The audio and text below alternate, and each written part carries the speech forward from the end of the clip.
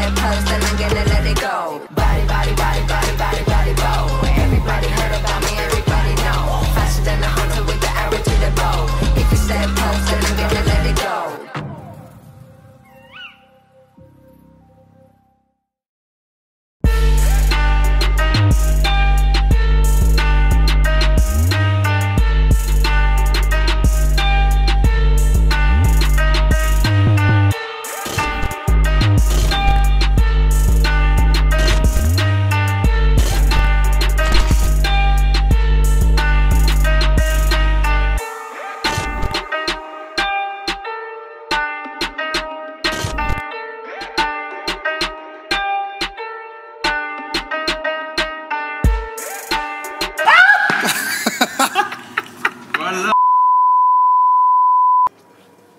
Putain, ça fait des années, Jay. Ça va ou quoi? C'est vrai, c'est vrai. Annyeonghaseyo. Annyeonghaseyo. Tu vas bien? Je connais. Bah ouais, mais tu m'as toujours surpris par ta richesse culturelle pan-asiatique. Moi, c'est ça que... T'inquiète. C'est ça Il faut pas tout toujours. dévoiler. Ok. Bon, bienvenue à ton frère. Ah, merci, hein, merci. C'est un plaisir pour moi d'être là. Tu connais, je pense, non? Ouais, ton frère, je connais, bien sûr. En fait, en tant que jeune asiatique ayant grandi en France, tu ne peux que, notamment quand tu as habité à Paris, parce que la chose avec ton frère, c'est que moi, quand j'ai grandi à Grenoble, j'ai pas connu ça. Donc t'es pas originaire de Paris à la base? Non, okay. non. Enfin, t'es originaire de très loin, mais oui. On va dire tes first steps en France, c'était Grenoble. C'était même Montpellier. Montpellier. En fait, moi, je suis arrivé en France à l'âge de 6 ans, avec mes parents et ma petite sœur. On a vécu 1 an et demi à Montpellier et ensuite on a déménagé à Grenoble où on est resté 15 ans. Okay. Et après ça, je suis monté à Paris pour commencer ma carrière professionnelle à cette époque-là. Et bah, aujourd'hui, là, ça fait 2 ans que je réside principalement à Hong Kong, où j'ai mes différentes activités. Et c'est pour ça que je te vois plus trop et qu'on peut plus jouer au foot ensemble. Mais à chaque fois que je reviens, c'est un plaisir de retaper un peu la balle. Mais c'est cool de te revoir après toutes ces années-là. Moi aussi, c'est un plaisir. Et donc, quel âge as-tu? Alors moi j'ai 35 ans. Aujourd'hui je suis né en 1982. Tu sais en Corée par exemple on aime bien aussi se donner les âges par rapport à l'année de naissance. Si, c'est vrai ça. Ouais. Je suis né en 82, signe astrologique chien. Et voilà, 35 ans cette année. Ouais. Et sinon, tu peux nous parler un peu de j'allais dire ton activité, mais je pense que tu es un mec multitâche. Donc parle-nous un peu de ce que tu fais dans la vie d'ailleurs. Ouais, en fait, écoute, moi j'aime me définir comme un entrepreneur, mais qui touche vraiment à différents types de sujets. Après, j'ai une spécialisation. Aujourd'hui, mon activité principale, c'est une agence de communication où on aide des marques dans différents secteurs d'activité à structurer leur stratégie de communication, notamment dans le digital, particulièrement par rapport à une problématique de contenu. Donc on appelle ça content marketing en anglais, et si tu veux, aujourd'hui c'est devenu très très compliqué d'avoir une approche de la communication parce qu'on est dans une ère où les formats traditionnels, genre télé, billboard à l'extérieur, radio, etc., où c'était très cloisonné, ça a complètement bougé. Et aujourd'hui, toi, en tant qu'influenceur, ça se trouve, tu as plus d'audience via tes plateformes de réseaux sociaux que des marques par rapport à leurs plateformes. Mais ça, tu le remarques souvent d'ailleurs. Hein. Bah, tu le remarques, moi je peux te donner des exemples de gens qui sont soit des youtubeurs ou des célébrités ou des influenceurs ou des experts dans un domaine et qui aujourd'hui drivent beaucoup plus d'audience que plein de médias traditionnels ou des marques qui même que des grosses marques. Qui ont monté leur plateforme. Exactement. Et du coup, ça oblige les marques à se réinterroger sur la manière dont ils doivent aborder leur marketing. Et à revoir complètement la politique de communication. Exactement. Et en fait, du coup, il faut arriver à se mettre à la place de l'audience et de comprendre comment cette audience-là consomme les informations.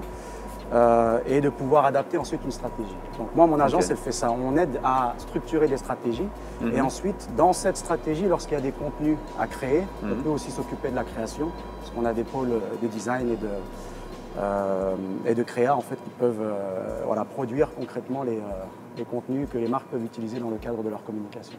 Ok.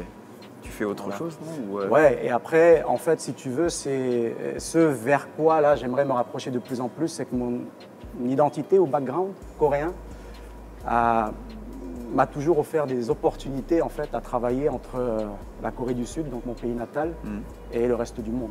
Et donc aujourd'hui, c'est vrai que tu es un globetrotter, toi. Non, mais j'aime bien, moi, à titre personnel, explorer beaucoup. Mais je t'ai toujours connu enfin, en mode voyageur, tu vois. Ouais, mais j'ai eu la chance d'avoir des métiers où je devais voyager beaucoup. Parce qu'à un moment donné, je faisais de la production audiovisuelle pour aider des marques coréennes à venir produire en fait leurs spots publicitaires. Samsung, non, à l'époque? Notamment Samsung. Mais tu sais que j'ai bossé chez Samsung d'abord. Ouais, c'est ce dont je me souvenais là. Ouais, non, j'ai bossé chez Samsung et ensuite quand je suis sorti, je me suis spécialisé dans la production audiovisuelle et en fait on aidait les grosses sociétés des grosses marques coréennes à organiser en fait leur tournage de publicité. Et les sociétés coréennes qui sont devenues très mondiales en termes de résonance de marque, elles ont aussi la volonté de produire des contenus qui parlent au monde entier. Et du coup, en fait, ça arrive souvent qu'ils viennent tourner à Paris, à Londres. Voilà, il y a ça. Et après, je dirais que je finirai avec une activité que j'ai avec ma petite sœur qui est installée à Séoul et qui a démarré une agence de voyage qui est spécialisée en tourisme d'affaires. C'est bien ça. Et donc elle, pareil. Donc c'est que pour les businessmen du coup. En fait, voilà, c'est pour les sociétés ou les businessmen qui se rendent en Corée, à la fois pour découvrir le pays, mais en même temps pour des raisons professionnelles. Et du coup, dans ce cadre-là, lorsqu'ils atterrissent en Corée, ils ont toujours besoin d'une agence qui les guide et qui les prenne en charge par rapport à l'hébergement, au transport. S'ils doivent organiser des événements, il faut leur mettre en place ça, etc. 올리브 페스토고의 아프리칸 바질 소매가 아니고 아니 소매는 안 되고 도매만 되죠.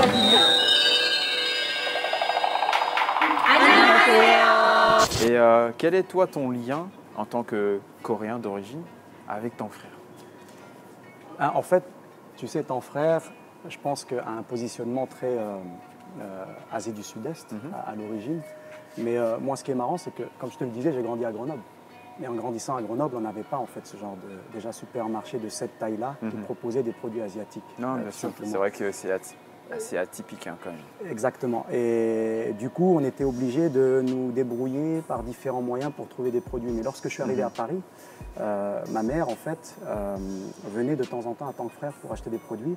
Et c'est là où en fait on s'est rendu compte que Tank Frères était en train de développer en fait sa gamme de produits, notamment coréens. Parce que au début, je pense que c'était justement pas abordé quoi, dans le magasin. Non et même, je pense que les produits coréens ont mis un peu de temps à arriver sur le marché. Non, c'est vrai. En même temps que la culture, en même temps que tout ça. C'est vrai que j'ai des souvenirs étant petit, j'avais jamais vu de produits coréens ni japonais à Tank Frères. C'était vraiment sud-est asiatique. Exactement. Et en tant que Coréen, en fait, tu vois, le Tank Frères, au départ, ça me parlait pas trop parce qu'on n'y trouvait pas forcément de produits coréens. Mais après, de plus en plus, on venait acheter des produits ici et c'est devenu un endroit où même ma mère, qui a besoin d'acheter des produits coréens, pouvait plutôt trouver l'essentiel de ce qu'elle voulait dans ce supermarché-là. Il y a un moment donné où j'ai senti qu'on venait un peu plus à Tank Frères parce que les produits coréens maintenant se trouvaient là. Et que oui, en fait, que le magasin commençait à vous ressembler de plus en plus. Oui, et qu'on pouvait trouver pléthore de choses, mais y compris des produits coréens. Mais tu sais, après moi, j'ai eu en fait un parcours assez... Enfin, j'ai eu une grosse éducation coréenne. On a gardé vraiment cette identité-là à la maison. Mais ensuite, quand je sortais à l'étranger, j'étais confronté à des amis qui étaient vietnamiens, laotiens, enfin de toutes origines, mais y compris d'origines différentes asiatiques. Dans le foot aussi. Via eux, dans le foot aussi. Et via eux, en fait, si tu veux, j'ai aussi découvert des choses et des pratiques culinaires et des petits produits. Du coup, ça t'a ouvert les perspectives. Exactement. Ouais. Donc moi, tu vois, ce que je peux dire, c'est que Tank Frères est réellement devenu un magasin qui propose des produits asiatiques au sens large. C'est tant est qu'on puisse trouver un ensemble dans ce qu'on peut appeler asiatique. Et évidemment, la Corée y trouve de plus en plus sa place, par exemple. Tashima, c'est aussi en fait à base d'algues. C'est des algues sèches, mais ça, je sais que ma mère, elle en utilisait pour faire notamment des soupes. Des soupes, et ça, par exemple, je pense que c'est quelque chose que je pourrais lui ramener plus que les produits un peu déjà packagés. Je sais que dans sa cuisine, c'est quelque chose dont elle aurait aimé avoir. Et donc je sais qu'elle l'utilisait assez souvent. Bon bah, il arrive. Je vais t'apporter ça, maman. Tu veux boire un truc? Ouais. J'ai soif là, justement, et c'est pas fini encore. On est dans le bon rayon. Il y a une boisson coréenne que tu aimerais Laisse-moi regarder. Il y a un truc qui te parle là? Bah, j'ai déjà repéré déjà l'aloe vera. J'ai capté les idéogrammes. L'aloe vera. Bah tiens, moi C'est écrit en coréen. je vais prendre une détail aussi. Qu'est-ce qui est marqué d'ailleurs dessus? Aloe. Tout simplement. Aloe. Ok. Dream. Ouais. 자연이 주는 최고의 선물. Le plus beau cadeau que la nature puisse te faire. Ouais, c'est joli, c'est bien un dit. beau slogan. Bah vas-y, bois un peu. On va trinquer à notre santé. Sonic. Oups. Tu as bu déjà. C'est vrai que ces jus-là, ils sont très rafraîchissants.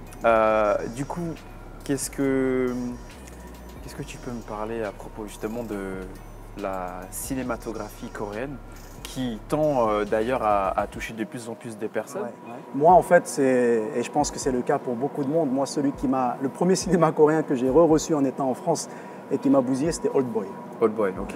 Je crois que ça reste une référence pour beaucoup de gens. Ouais. Et ce dont je me suis rendu compte, c'est que effectivement, les Français et en général en fait les Occidentaux aimaient en fait une forme de cinéma coréen qui était assez particulière aussi.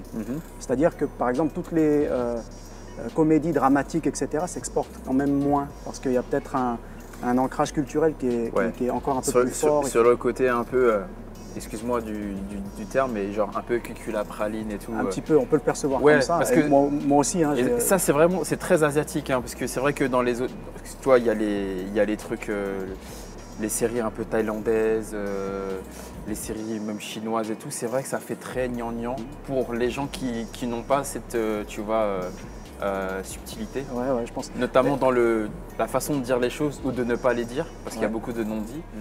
Et là, récemment, en fait, j'ai revu quelques films qui traitaient en fait des moments où l'État coréen en fait réprimait beaucoup en fait les mouvements d'émancipation des étudiants. À une époque où il y avait une dictature militaire en place. Et on parle de ça. Un peu comme en Chine, avec la révolution culturelle et tout ça là. Alors, en tout cas, les cinéastes en fait essayent de revenir en fait sur des faits dans l'histoire. Où des étudiants qui militaient en fait pour plus de démocratie, plus de liberté, etc., étaient par moments torturés en fait par les forces militaires en fait représentées par les gouvernements et tout, etc. Et pour moi, c'est pas anodin qu'on revienne un peu à ça, parce que tu sais qu'en Corée récemment, il y a eu énormément de troubles politiques avec l'ancienne présidente, qui était en plus une fille d'un précédent dictateur coréen. L'ex-présidente sud-coréenne Park Geun-hye condamnée à 24 ans de prison. Décision ce vendredi d'un tribunal de Séoul dans l'affaire de corruption qui avait conduit à la destitution et à l'arrestation de la chef de l'État en mars l'an dernier. Et je crois qu'il y a une génération qui s'interroge énormément sur qui ils sont. Ouais, et sur c'est quoi le rôle en fait d'un gouvernement. Parce que tellement de corruption, il y a tellement de choses et tellement de choses à changer dans la société, mais tout ce qu'on entend, c'est en fait des problématiques de corruption et des choses comme ça. Et je crois que à leur niveau, en fait, les cinéastes coréens essayent de dénoncer ça. Et un des moyens de le faire, c'est de revenir en fait sur des faits historiques, où à un moment donné, on a vraiment voulu tourner la page de ça. Et par moments montrer qu'il peut y avoir des dérives qui peuvent nous ramener à ça. Tu vois. Et donc le film, moi, qui me marque là récemment, c'était A Taxi Driver. Taxi Driver, d'accord. Je te passerai un lien ou quelque chose pour que tu puisses le visionner. Avec plaisir. C'est l'histoire d'un reporter allemand qui a pu couvrir en fait un événement tragique où dans une ville qui s'appelle Gwangju, l'armée en fait a massacré en fait dans la rue des centaines de citoyens et notamment des étudiants, et qu'il voulait passer ça en fait sous le silence. Mais il y a un reporter allemand qui a pu se faufiler là. Et donc qui a ressorti l'histoire. Qui a ressorti l'histoire. Tu sais, quand on a eu la Coupe du Monde en 2002 et qu'on est allé aussi loin, bon, il y a certaines personnes qui ont trouvé qu'on avait été un peu aidé par le corps arbitral. Mais au-delà de ça, la Corée a vraiment bien joué. Et à l'époque, tu sais, c'était Hiddink qui était le coach. Ouais, Gus Hiddink. Gus Hiddink, le néerlandais là. Et on dit qu'un des trucs, en fait, qui a aidé l'équipe coréenne à performer autant, c'est que lui, il a éradiqué en fait tout ce qui était hiérarchie entre les différents âges dans l'équipe nationale. En fait, ça pouvait créer soit de la frustration, ou alors si tu avais un potentiel plus élevé que peut-être ton ancien qui est à côté de toi, bah limite Tu te, ouais, tu te freinais un rétractes petit peu et, parce que tu avais peut-être peur d'une... et ton potentiel, bah, du coup tu ne le développais pas au max. Exactement. Donc, mais ça, Mais un joueur comme Park qui a fini à Manchester, à Park- mon avis, ça c'est Park mon Ji-sung. analyse. Hein. Si c'est pas Gus Hiddink, ça se trouve il n'est pas sélectionné ou il ne joue pas. ouais. Mais tu as vu la carrière, pour moi c'est celui qui a C'est permis, celui qui a ouvert toutes les portes. Enfin, qui a montré que c'était possible pour un Asiatique d'être un très bon joueur estimé dans un des championnats majeurs européens. Tu vois. que- Donc il a joué un rôle important pour moi. Tu vois. c'est marrant que tu me parles de l'exemple de la Coupe du Monde parce que c'est vrai que je me rappelle, l'équipe a joué vraiment bien. Moi, mon joueur préféré, c'est vrai que je te le dis souvent, c'est Han Jung-hwan. Je le kiffe parce que c'est un attaquant et Ouais. tout. Il avait un style, tu vois, Beau gosse, hein. un peu moderne. Ouais, beau gosse aussi au Il était passage. très apprécié Des du meufs. public féminin. Ouais, hein, peut-être. ouais. 그러나 자, 다시 또 올려놔야죠. 자 이천수 이영표에게 문전으로 올릴 그렇죠. 필요가 있- 올린다. 안동환 헤딩 골! 한국이 8강에 진출했습니다. 한국이 이겼습니다. 역전승입니다. 한국이 이탈리아를 물리쳤습니다. 세계 축구를 Mais la communauté coréenne, il y a peut-être 20 000 Coréens en France, tu vois, et pour la plupart, ce sont des gens qui viennent de manière temporaire, principalement des étudiants. Et tu sais, en fait, les étudiants, notamment dans les disciplines artistiques, architecture, musique, fashion, c'est un peu dans ces secteurs-là qu'il y a un gros flux d'étudiants qui viennent étudier dans les écoles françaises. Si je peux me Pour permettre, repartir. je connais quand même pas mal. Enfin, à l'école, j'ai côtoyé des Coréens, mais en fait, Adoptés. voilà, mais je savais pas qu'ils, tu vois, ils avaient aucune connaissance de là d'où ils venaient, parlaient pas leur langue et en fait, ouais, petit à petit, il y avait des langues qui se déliaient. Ils disaient que voilà, ils étaient adoptés. Adoptés, ouais. Et au fur et à mesure, tu vois, de la scolarité, j'en ai découvert de plus en plus. Et je savais pas qu'il y avait énormément de Coréens qui sont adoptés en fait en France.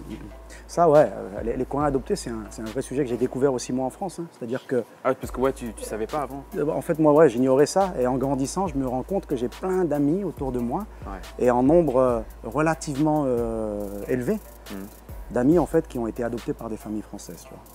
Et c'est là où j'ai sympathisé avec certains d'entre eux. Et puis j'ai découvert aussi qu'ils avaient des associations ici. Ok. Et j'ai aussi compris que par moments, ça pouvait être...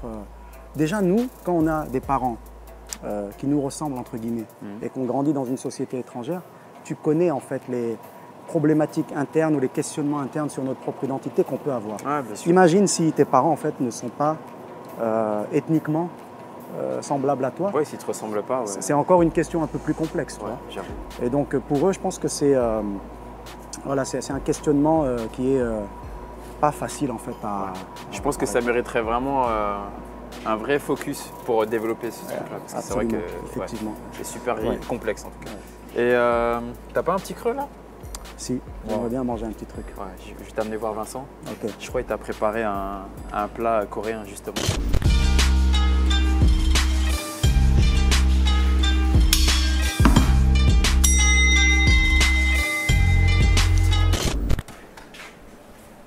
Bon Vincent, je te ramène un invité spécial aujourd'hui. Un Coréen. C'est la première fois qu'on en reçoit un. Ouais. Jay, Vincent, Jay. Enchanté. Ça va être la première fois que je vais faire un plat et que l'invité est du pays du plat. Ah bah tu vois. Donc Ok. c'est coréen là. Ouais, ça va être coréen. Ok.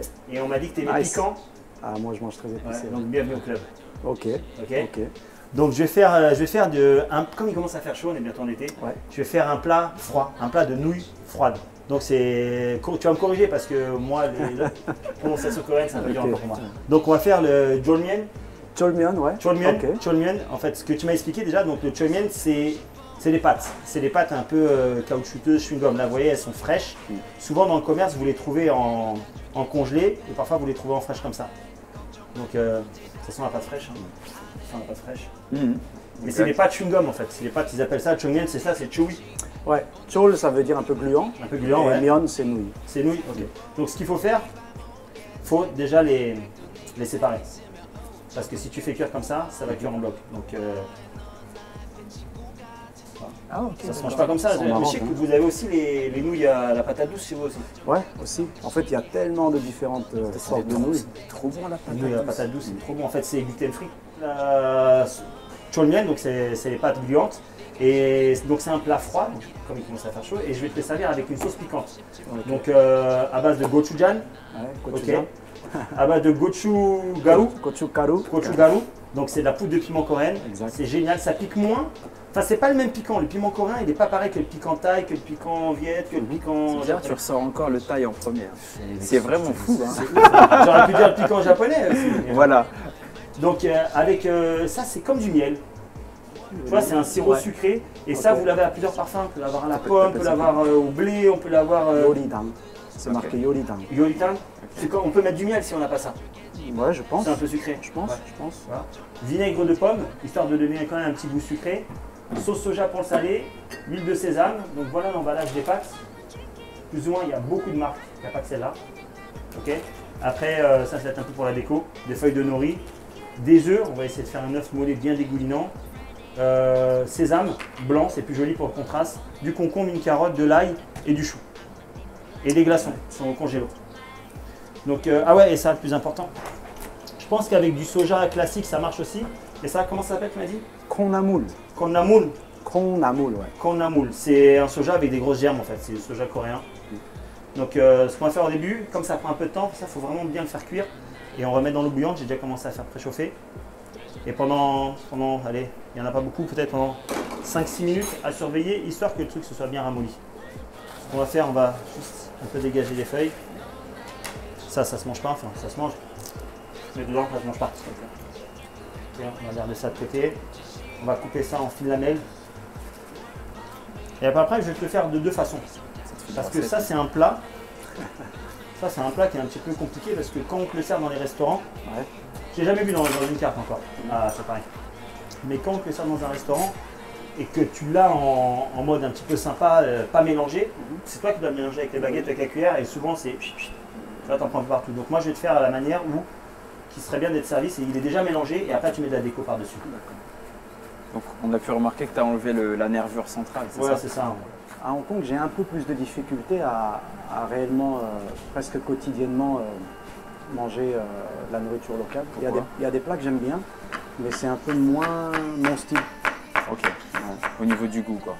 Pourtant, Hong Kong, c'est international, putain, en bouffe, c'est pas que chinois. Non, ouais, justement, en fait, c'est tellement international que tu peux t'y te manger. Mais si je devais aller, par exemple, à des restaurants locaux, entre guillemets, chaque jour, ce serait pas forcément quelque chose de très naturel pour moi. Alors que dans mes voyages en Thaïlande et au Vietnam, je ne me suis jamais posé la question de ça. Tu vois, je t'ai découpé les concombres. Ouais. Et la carotte, on va découper la carotte. Elle est géante ta carotte. Ouais, c'est pour pouvoir faire des plus gros morceaux. En fait, la carotte, c'est pour faire un beau contraste de couleurs parce que c'est quand même un plat qui va être jaune, vert, blanc, rouge, tu vois. Donc, j'ai mis le gochujang, j'ai râpé de l'ail. Manel, Manel, c'est l'ail. Manel, c'est l'ail, gochujang. Je vais mettre un peu le sirop, en fait, une bonne cuillère à soupe. Une bonne cuillère à soupe. Même un peu plus. Ouais, toujours un peu plus. Tu sais très bien qu'une cuillère à soupe, ça déborde. Un petit peu de vinaigre parce que le plat est un peu salé, sucré, acide. C'est un peu sweet and sour, tu vois. Mais ça, Vincent, je suis curieux parce que le dosage ou ce qu'il faut mettre dedans, c'est pas des choses que tu apprends par cœur. Non, en fait, c'est au goût, c'est au goût. Déjà, c'est à l'odeur. Tu sais, une fois, on avait fait un plat avec Sony et on était avec Sophie Trem. Et on avait fait un plat et à l'odeur, je savais qu'on s'était trompé de sauce. Parce qu'il m'avait saboté un petit peu ma recette. Et je me suis dit, à l'odeur, il sait pas ça. Donc au bout, à l'odeur, tu sais que si c'est trop vinaigré, avec le temps, tu sais si c'est trop vinaigré, si c'est trop salé. Et là, au lieu de mettre du vinaigre classique, ils m'ont mis du vinaigre au citron. Et à l'odeur, c'est un mangeable. Mais moi, c'est ça que en fait, je trouve fort chez toi, c'est que je te vois comme un street chef. Tu vois ce que je veux dire? Ouais, c'est le cas. Il explore des trucs un peu. Tu prends au goût après, tu sais, t'as l'habitude de chercher, t'as l'habitude de regarder un petit peu les trucs. Je te vois pas en fait éplucher des livres de recettes pour les apprendre par cœur en fait. Je te vois vraiment t'appuyer de manière expérimentale sur ce que tu fais pour approfondir ta cuisine. N'oublie pas de nous dire ce que tu fais en même temps. Ouais, donc tu vois, depuis tout à l'heure on saute les étapes là. Non, je suis en train de faire la sauce, tous les ingrédients je les ai présentés, tu vois. Là je suis en train de faire la sauce. Dedans, comme je t'ai dit, j'ai mis, pour l'instant, j'ai pas mis le level up au niveau piment. Je le mettrai à la fin, on va goûter. Parce que je sais que toi, tu aimes beaucoup piquant, nous on aime bien le piquant. Donc on va te faire plaisir, on va rendre ça bien piquant. Je fais la sauce. Oui, Hamza. Mélange la sauce.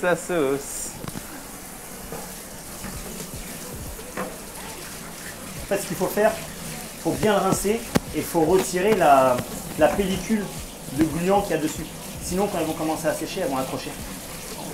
Vas-y, vas-y. Il faut vraiment que ce soit bien froid.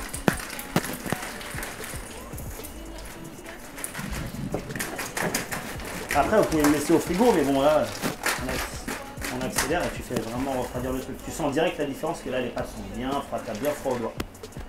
C'est bien égoutté, la texture est parfaite. Donc tu as mélangé ça avec des glaçons pour que ça refroidisse. Histoire que ça... En fait, c'est vraiment un plat, c'est un plat frais en fait.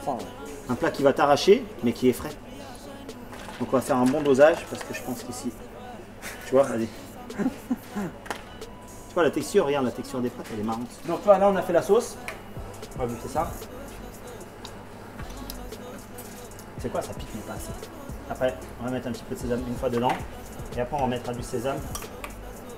En topping. En topping, ouais. Oh là là, je connais même les termes et tout. Tu vois. Et ce que je te disais tout à l'heure, ça je vais faire cuire un œuf. Non, je vais faire cuire ça là. Ça va être pour la déco. Ce que tu prends cette feuille de nori classique, tu la fais un petit peu griller.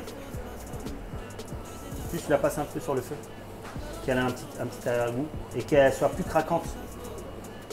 Je te mets de l'eau juste, c'est tout? Voilà, à hauteur d'un œuf. Tu vois le truc? Ok. Donc ça, c'est où on le fait joli, en coupant comme ça. Et on fait des petites barrettes. Ou sinon on les miette. Hein. Ça marche aussi. C'est vraiment pour donner de la couleur et une texture. Bon, on va laisser faire cuire un œuf. Et on revient.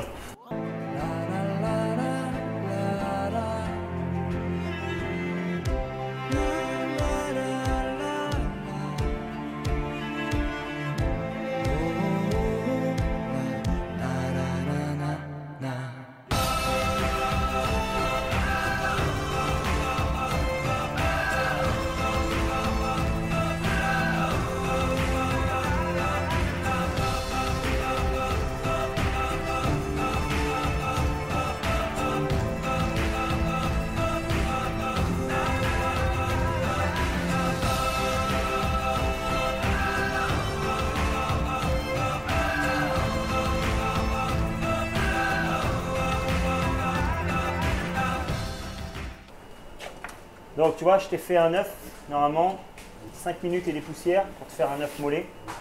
Et dès qu'il est cuit, on va le... J'ai mal au mollet là. T'as mal au mollet? Putain. On le met dans les glaçons juste un peu, juste 2-3 minutes, comme ça il fige à l'intérieur. Donc ce que je t'ai dit, là ce qu'on va prendre, on va prendre ça. On va mettre dans le bol. Moi je vais te faire la version où tout est plus ou moins déjà mélangé. Parce que sinon, comme je te dis, dans le bol, ça va être un petit peu chiant à mélanger. J'ai prévu mes gants parce que mélanger du piment à la main, Bien sûr. c'est un petit peu risqué. On va le mettre au fur et à mesure, tu vois. Je pense que ça ira. Et si on a besoin de rajouter, il faut vraiment que le plat soit rouge pour faire un beau contraste. Et si on a besoin, on rajoutera. Donc il y a deux façons de faire, comme j'ai dit. C'est soit on mélange, mettez des gants parce que ça pique. Soit on mélange comme ça, ouais. Faut pas se frotter les yeux, c'est sûr. Soit on mélange comme ça. Ça sent bon, hein. Oui. Et après tu fais ton dressage. Soit tu mets tes pâtes dans le bol, directement blanches. Tu mets tous tes ingrédients et tu balances la sauce dessus. Mais après c'est vraiment un petit peu une galère pour mélanger. Tu mets tes carottes. Ce qui est bien, c'est de jouer avec le contraste des couleurs. Tu vois, tu mets du vert, tu mets du orange. Tu remets de la fraîcheur ici.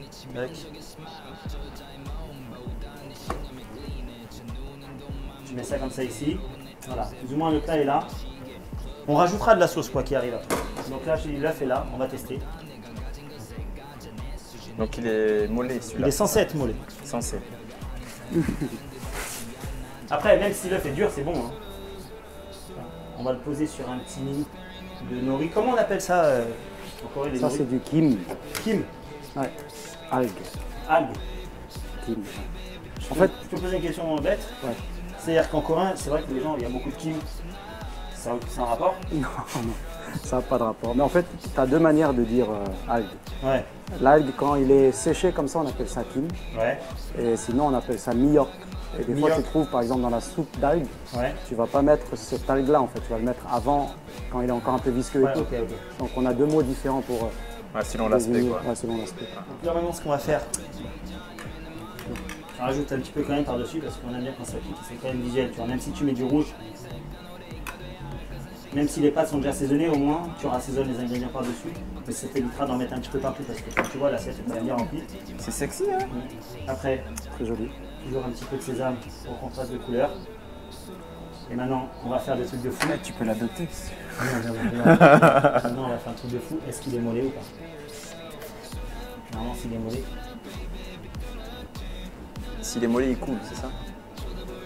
Yeah. Voilà, il a réussi. Et là, comment on dit bon appétit en coréen? 잘 먹겠습니다. Ah, 잘 먹겠습니다. En fait, on dit pas bon appétit, on dit je vais bien manger. Tu veux bien manger? Parce qu'en général, on s'adresse à la C'est personne qui... comme en japonais quoi. T'as de la kimasu, on va manger quoi. Il n'y a pas de bon appétit chez nous. Ouais. En fait, on dit je vais bien manger parce que tu t'adresses à la personne qui t'a cuisiné. Ouais. Donc je vais. Tu lui rends profiter. honneur et tu lui dis qu'on va bien manger. Si.